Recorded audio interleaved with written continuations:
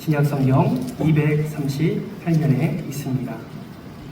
로마서 1장 16절의 말씀, 한 절 말씀인데요. 마음을 다해서 함께 합독하도록 하겠습니다. 16절 말씀 함께 읽겠습니다. 내가 복음을 부끄러워하지 아니하노니 이 복음은 모든 믿는 자에게 구원을 주시는 하나님의 능력이 됩니다. 먼저는 유대인에게요, 그리고 헬라인에게로다. 아멘. 지금 프랑스 파리에서는 올림픽이 진행 중에 있습니다. 올림픽 좋아하십니까? 별로 안 좋아하시는군요. 현재 우리나라 선수들이 굉장히 선전하고 있지요. 지금까지 역대 올림픽 금메달 타일 기록을 썼고 또 앞으로 더 많은 메달을 기대하고 있어서 역대급 올림픽이 되지 않을까라는 전망을 하고 있습니다. 저는 운동을 좋아합니다. 그래서 체육교육과를 나왔어요. 보기에는 안 그렇게 생겼죠? 예, 운동을 좋아합니다. 스포츠 보는 것도 좋아해요. 올림픽을 보는데 많은 다양한 종목들을 하이라이트로 보는데 볼 때마다 공통적으로 발견되는 것이 있더라고요. 그것이 무엇인지 아십니까? 그것은 마지막 경기를 치르고 나서 그 선수가 정해진 일정에 다양한 상대를 만나고 마지막 경기를 치르고 난 다음에 발견되는 것이 하나가 있어요. 그것이 무엇이냐면 바로 눈물입니다. 왜 눈물을 발견할 수 있을까요? 어떤 이는 마지막 경기를 치르고 나서 그 메달을 땀으로 말미암아 최고의 기쁨과 감격을 표현합니다. 눈물로 그 기쁨의 감정을 표현하지요. 그러나 어떤 이들은 메달을 따지 못하고 그 좌절과 그 슬픔과 그 절망 가운데 눈물을 흘리는 것도 보게 됩니다. 사랑하는 성도 여러분, 왜 메달을 딴 자나 메달을 따지 못한 자나 마지막 경기가 끝나고 나면 왜 눈물을 흘리는 것일까요? 여러분, 그 이유가 무엇이라고 생각합니까? 저는 가만히 그 이유를 생각해 보니까 한 가지 이유가 떠올랐습니다. 그것은 무엇이냐면 메달을 딴 자나 메달을 따지 못한 자나 눈물을 흘리는 이유는 그가 자신이 목표한 바를 위해서 그때까지 최선을 다해서 나아왔던 그들의 온전한 마음이 눈물의 원인이 아닌가 생각을 해보게 됩니다. 여러분, 올림픽은 몇 년마다 열립니까? 4년마다 한 번씩 열리죠. 그들은 4년 동안 그들이 세운 목표를 향해서 끊임없이 달려갔습니다. 때로는 쉼도 포기합니다. 때로는 쾌락도 포기합니다. 때로는 친구도 포기합니다. 때로는 자신이 마음속에 일어나는 욕구를 다 억제하면서 4년 동안 자신이 세운 목표를 향해 열심히 걸어가는 것이죠. 오직 마음은 메달 하나에 달려 있습니다. 그리고 메달을 딸 만한 실력이 되지 않는다면 자신의 기록을 어떻게 해서든지 단축하거나 어떻게 해서든지 자신이 세운 목표를 향해 열심히 달려가다 보니 마지막 그 순간에 메달을 딴 자에게는 기쁨의 눈물이, 따지 못하고 목표를 달성하지 못한 자에게는 좌절과 절망의 눈물이 눈에서 흘러내리는 것이죠. 여러분, 운동선수만 그러지 않습니다. 여러분도 이런 과정을 겪지 않으셨습니까? 지금까지 살아오시면서 여러분이 세운 다양한 목표들이 있었을 겁니다.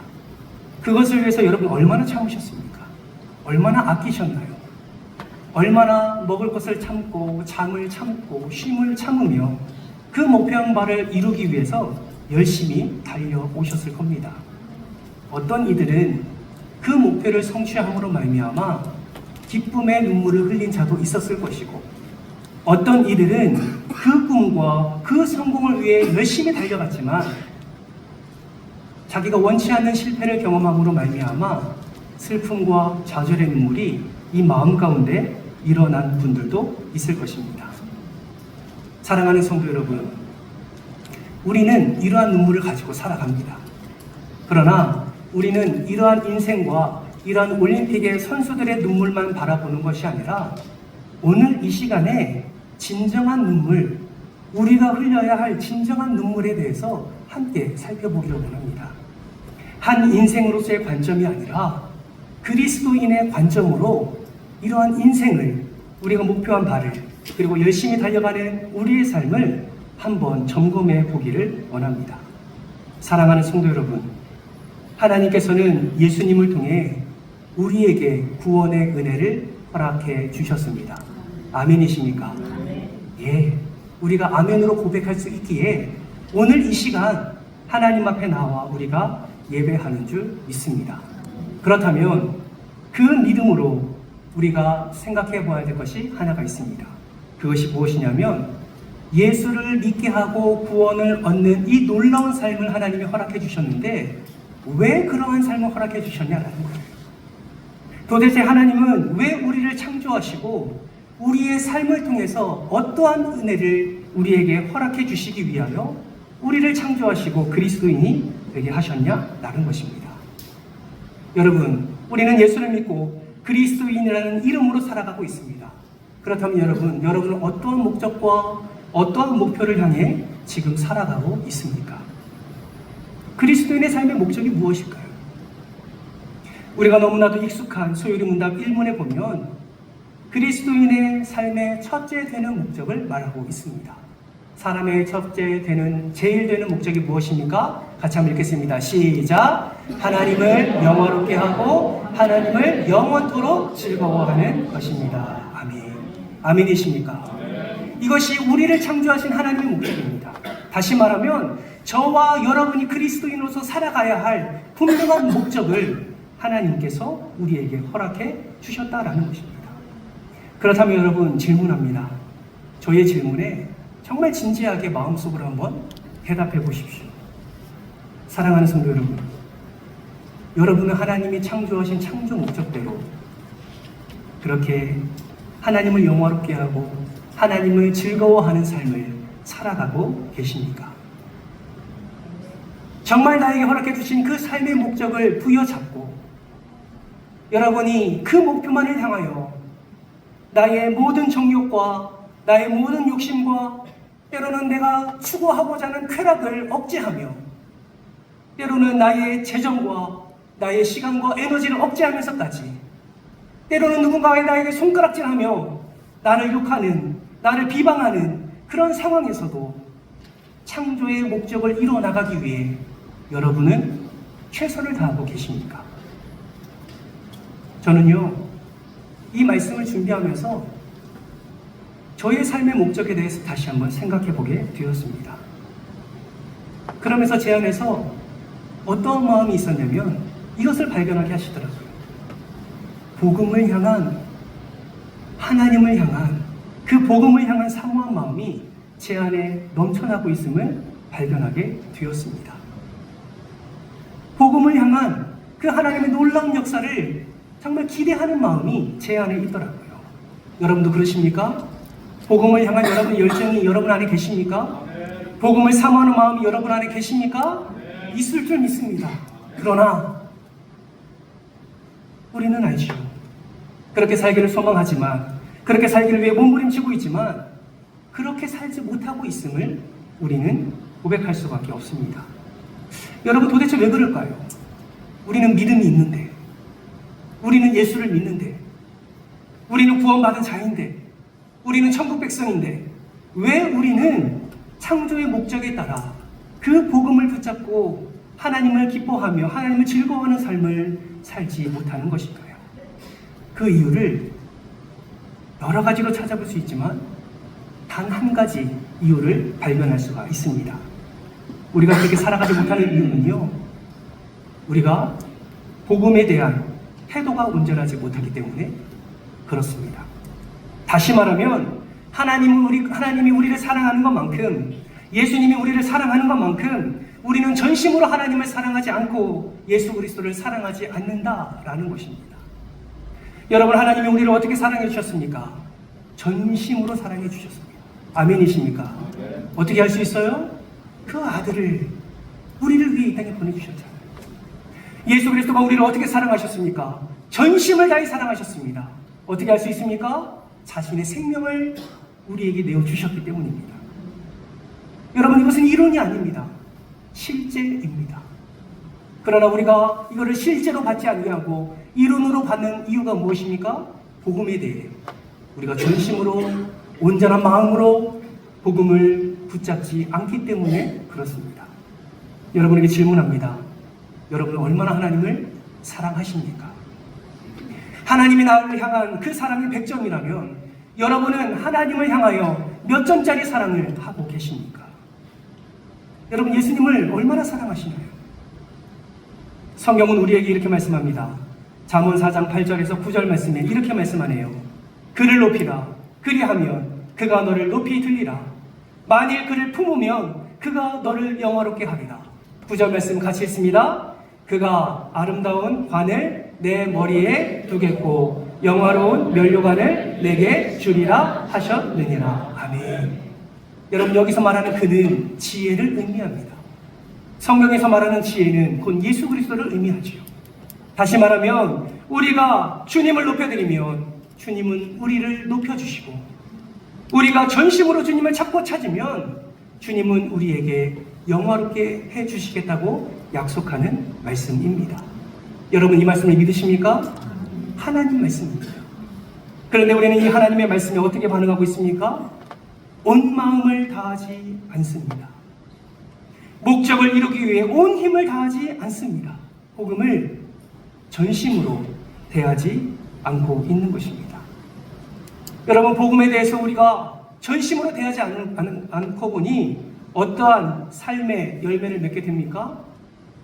하나님께서 우리에게 구원을 허락해 주시고 하나님께서 사랑을 우리에게 허락해 주심에도 불구하고 우리는 그 사랑을 느끼지 못하는 것입니다. 예배와 삶 속에서 때를 따라 돕는 은혜로 우리에게 허락해 주시는데 우리는 그 은혜에 별로 관심이 없게 되는 것이죠. 뭔가 좋은 일이 생기면 우연이라 생각합니다. 그리고 자신의 힘으로 얻은 것으로 생각하며 이 은혜가 너무나 당연하게 여겨지는 것이죠. 또 잘 안 될 때는요, 좌절하고 분노할 때 어떤 생각을 갖게 됩니까? 운이 없었다라고 생각합니다. 아니, 오늘은 재수 없었어. 이런 생각이 우리의 삶을 가득 채우는 것입니다. 그 문제와 아픔을 하나님께 내어놓는 것이 아니라 하나님을 온전히 배제한 채, 예수 그리스도를 온전히 배제한 채 살아가는 삶을 살고 있다라는 것입니다. 사랑하는 성도 여러분, 저는 올림픽을 볼 때 그들의 눈물을 보면서 그리고 오늘 이 말씀을 준비하면서 저는 하나님께 이런 기도를 올려드렸습니다.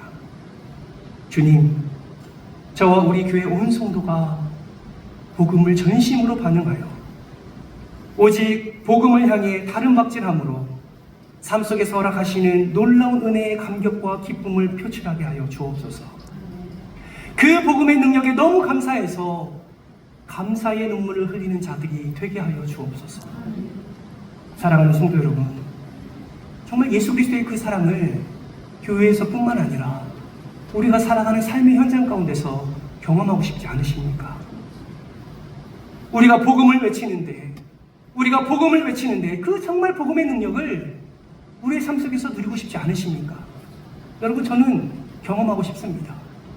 매일 그 능력을 경험하지만 계속해서 그 능력을 경험하고 싶습니다. 다른 어떤 것이 중독되지 않더라도 예수의 은혜, 복음의 능력에 중독되고 싶습니다. 왜요?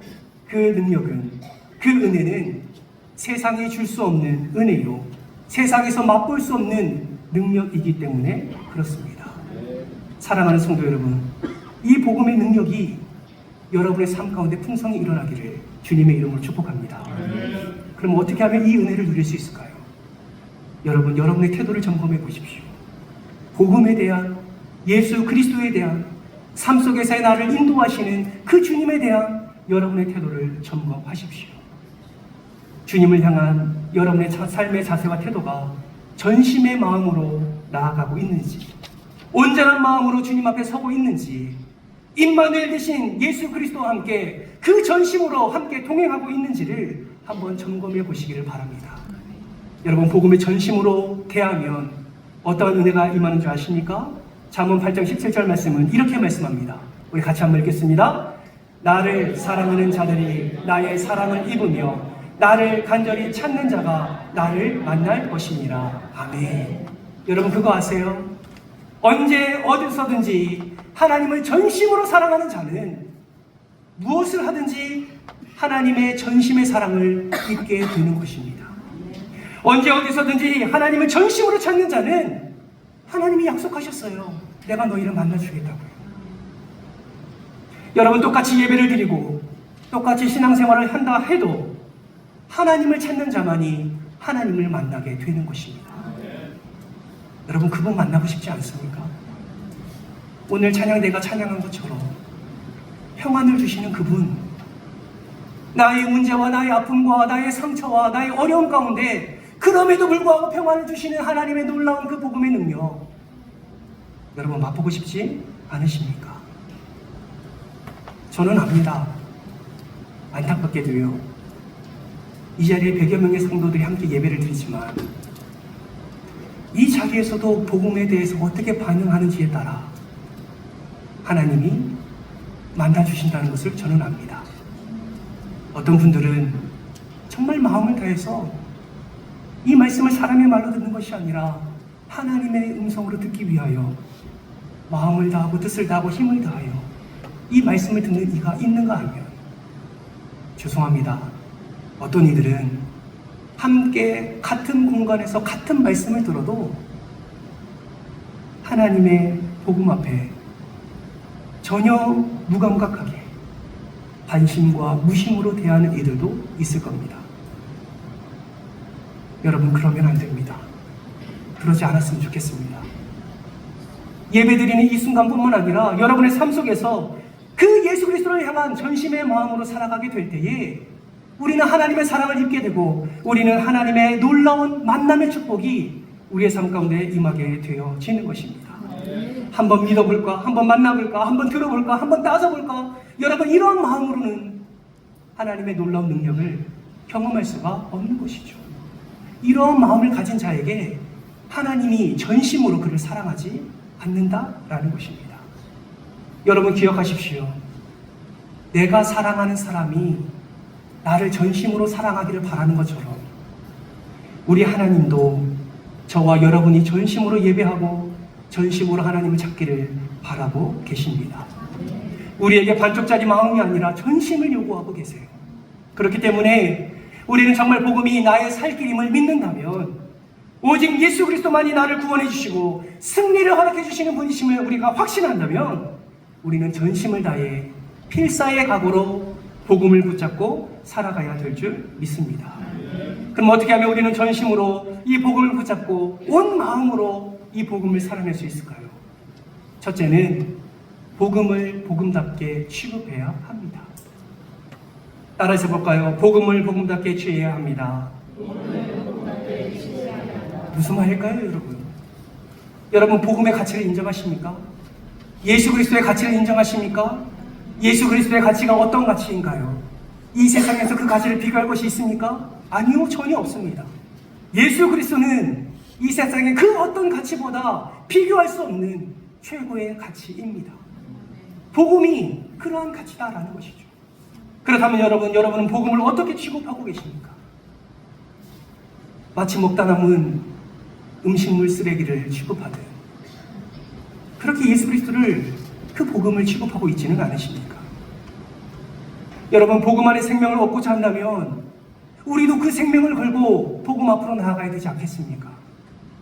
영생을 얻고자 한다면 그 영생을 얻는 자세와 태도로 하나님께 엎드려야 되지 않겠습니까? 마치 복권 한 장 사듯 되면 좋고 안 되면 말고 이런 식의 마음은 하나님의 은혜를 우리는 누릴 수가 없습니다. 여러분, 복음을 그저 지식적으로만 기억하지 마시기 바랍니다. 복음은 지식이 아닙니다. 개념이 아닙니다. 복음은 실제입니다. 정말 복음의 능력을 경험하고 싶다면 복음의 능력을 인정하며 그 가치를 인정하며 복음을 복음답게 대하는 저와 여러분의 태도가 일어나기를 주님의 이름으로 축복합니다. 여러분, 복음은 그 무엇과도 바꿀 수 없습니다. 그래서 초대교회 사람들은 이 복음을 위해 목숨을 걸었잖아요. 왜요? 여러분의 인생에 있어서 가장 가치 있는 것이 무엇입니까? 여러분 생명 아닙니까? 그런데 초대교회 사람들은 왜 자신의 생명을 내어드려 복음을 지키려고 그렇게 애를 썼을까요? 내 생명의 가치만큼이나 더 귀하고 중요한 것이 복음임을 그들이 알았기 때문입니다. 여러분 아시죠? 12명의 제자들은 제 명에 산 사람 아무도 없습니다. 다 순교했습니다.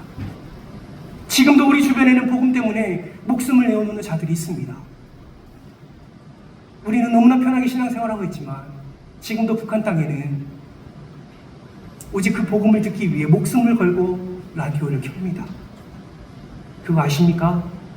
그 복음의 메시지가 정말 미세한 소리도 흘러나가지 않도록 하기 위해 온 이불을 뒤집었으며 그 안에서 가장 작은 라디오 소리를 켜서 귀에 있는 대로 갖다 대어 그 복음 한 단어를 듣기 위해 귀를 기울이는 이들이 있다는 것입니다. 지금도 들키지 않고 그 복음을 붙잡기 위해, 지금도 살아계신 예수님을 붙잡기 위해 그 라디오들을 숨기고 멀리 아무도 없는 곳에 가서 그곳에서 하나님께 기도하고 하나님께 찬양하는 이들이 있다라는 것입니다. 여러분, 왜 그렇게 해야 합니까? 복음은 그만한 가치가 있기 때문에 그렇습니다. 외국 선교의 창시자인 C.T. 스터드를 여러분 아십니까? 이는 100년 내에 한 번 나올까 말까한 스포츠 스타요, 유명 인기인이었습니다. 영국 귀족의 아들이었습니다. 이는 돈과 명예와 젊음과 재능이 충만한 사람이어서 많은 사람들의 그런 시선을 한 몸에 받는 자였습니다. 이는 전형적인 모태신앙이었습니다. 어떤 의미냐면 교회는 다니는데 무늬만 있는 그런 그리스도인이었습니다. 그러다가 이가 D.L. 무디 전도 집회에 참석해서 복음을 듣게 되는데요, 이가 복음을 듣고 나서 거듭나게 됩니다. 그는 선교의 사명을 받고 캠브리지 대학의 7인의 한 명으로 중국으로 건너와서 어더슨 테일러의 선교 사역을 함께 합니다. 그러나 그게 끝이 아닙니다. 중국 사역하다가 건강 문제로 귀국하게 되었는데 다시 인도 선교사로, 다시 아프리카 선교사로 떠나게 됩니다. 아프리카로 떠난 이유는 식인종들에게도 선교사가 필요하다라는 이 메시지를 듣고 결단하며 아프리카 콩고로 이는 선교를 떠나게 됩니다. 그는 후원자도 없이 18년간 콩고에서 선교 사역을 감당합니다. 그리고 죽기 전 마지막으로 이 말을 남기지요. 우리 같이 한번 읽어볼까요? 시작.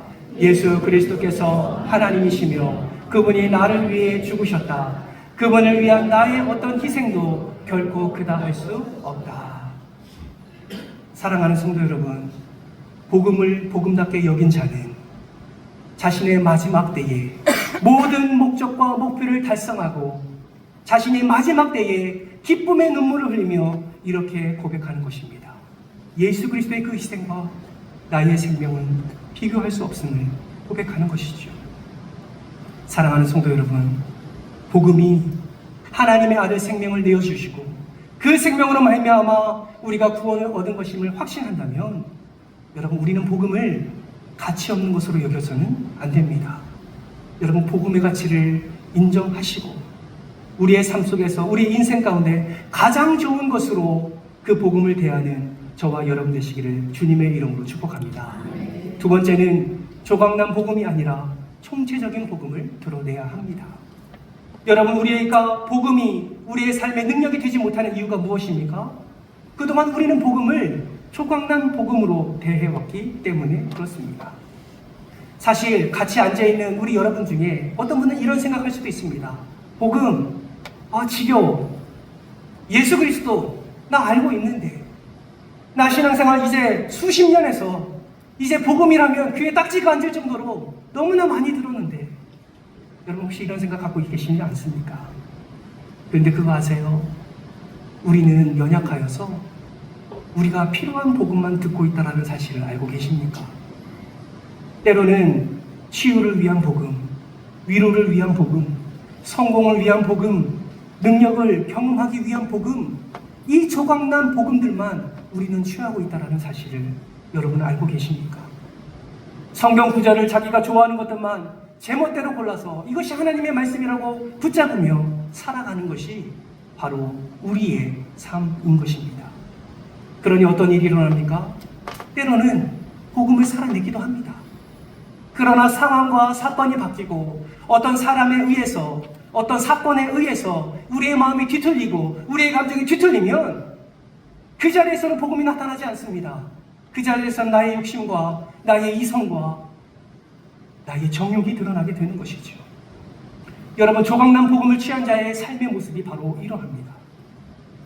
마치 퍼즐처럼 한 조각을 들고 이것이 그림이라고 외치며 이것이 완성본이라고 외치는 이러한 어리석음이 우리의 삶 가운데 일어나게 된다라는 것이죠.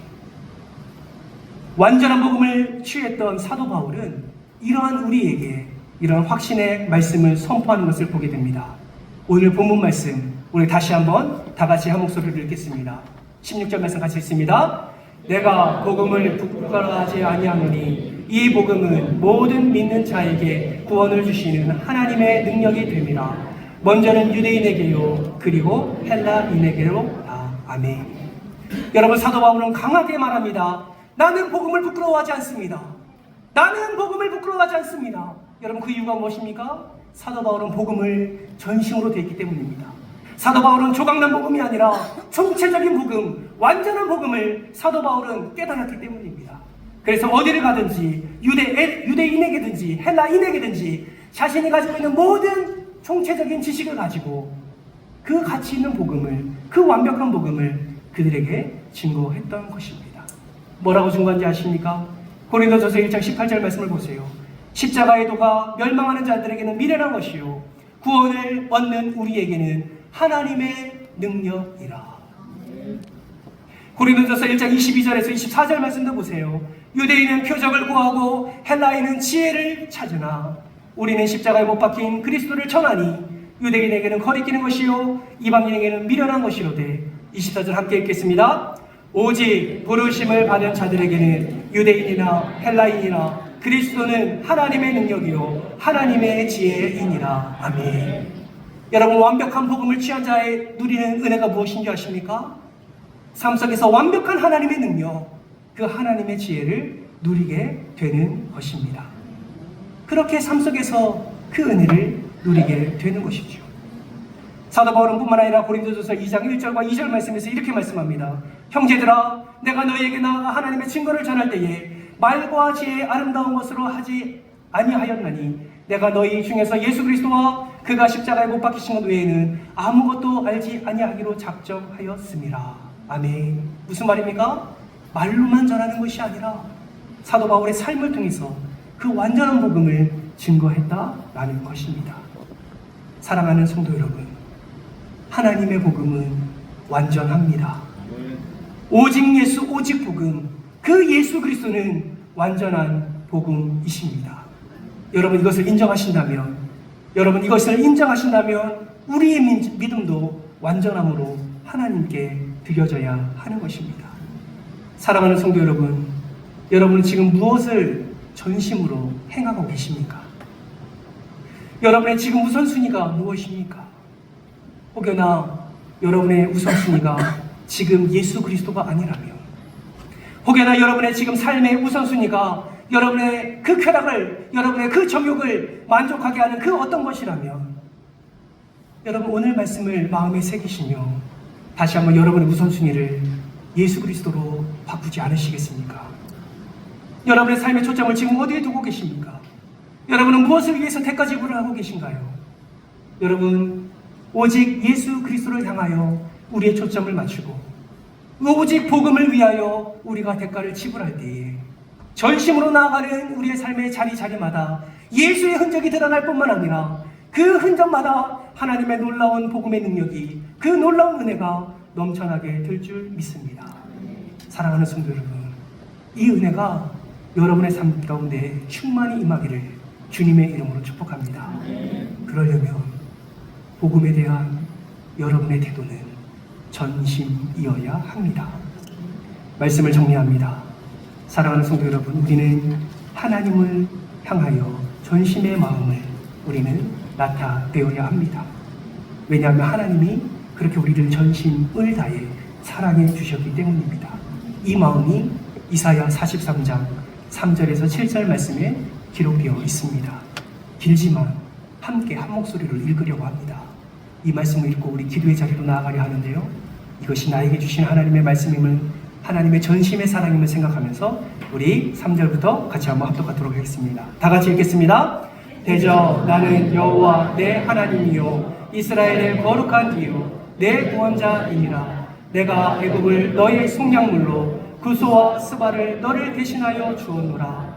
내가 내 눈에 보배롭고 존귀하며 내가 너를 사랑하였은즉 내가 내 대신 사람들을 내어주며 백성들이 내 생명을 대신하리니 두려워하지 말라. 내가 너와 함께하여 내 자손을 동쪽에서부터 오게 하며 서쪽에서부터 너를 모을 것이며 내가 북쪽에게 이르기를 내놓으라. 남쪽에게 이르기를 가두어 두지 말라.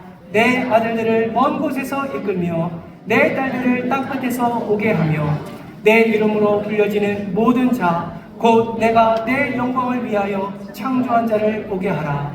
그를 내가 지었고 그를 내가 만들었느니라. 아멘. 사랑하는 성도 여러분, 우리가 전심으로 주님 앞에 엎드리며 하나님은 전심으로 우리를 사랑해 주실 겁니다. 여러분 삶에 어려움이 있으십니까? 어떠한 문제로 마음이 그렇게 힘드십니까? 어떠한 갈등과 어떠한 상처로 여전히 눈물 흘리며 지내시고 계십니까?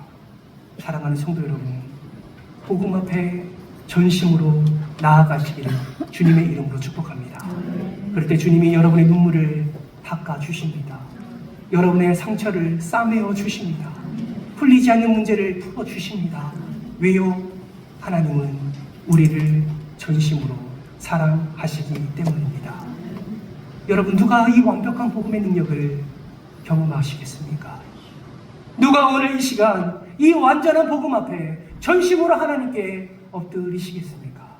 정말 바라기는 여기 모인 모든 이들이 한 사람도 예외 없이 오직 복음 앞에 전심으로 서서 오직 전심으로 복음을 붙잡고 살아감으로 하나님께서 예배하신 놀라운 복음의 능력, 그 놀라운 은혜를 풍성히 경험하는 저와 여러분 되시기를 주님의 이름으로 축원합니다. 함께 기도하실까요? 우리는 축복의 메시지를 듣기를 원합니다. 뭔가 위로하는 메시지를 듣기 원하지. 나 너무 힘든데 교회에 나가서 나를 위로해 주신 하나님의 말씀 듣고 싶습니다. 어쩌면 이런 기도로 이 자리에 앉아 계신 분들 있을지 모릅니다. 그런데 여러분 그거 아십니까? 진정한 위로는요, 진정한 회복은요, 복음에서 흘러나오는 겁니다. 우리가 이 복음을 붙잡지 않으면 우리가 이 자리에 있을 이유가 없습니다. 그러므로 함께 기도하지 않으시겠습니까?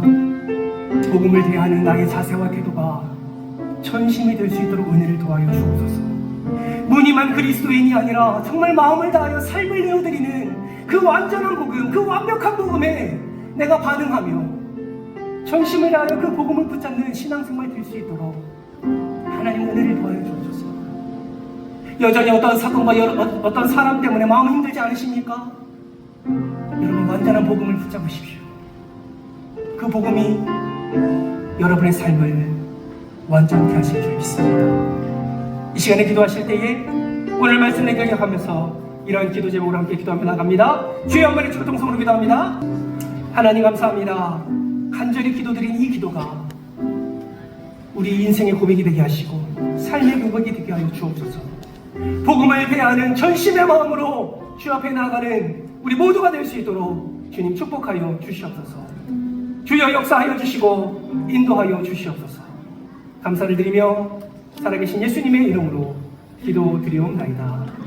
아멘. 지금은 우리 주 예수 그리스도의 은혜와 하나님 아버지의 그 크신 사랑과 성령 하나님의 감화 감동 내주 교통하심의 은혜가 하나님과 예수님이 전심으로 나를 사랑하심을 깨닫고 그 온전한 복음을 전심으로 붙잡고 살아나기로 결단하는 모든 성도들과 가정 위에 우리 은총교회 위에 이제로부터 영원토록 함께 있을지어다. 아멘.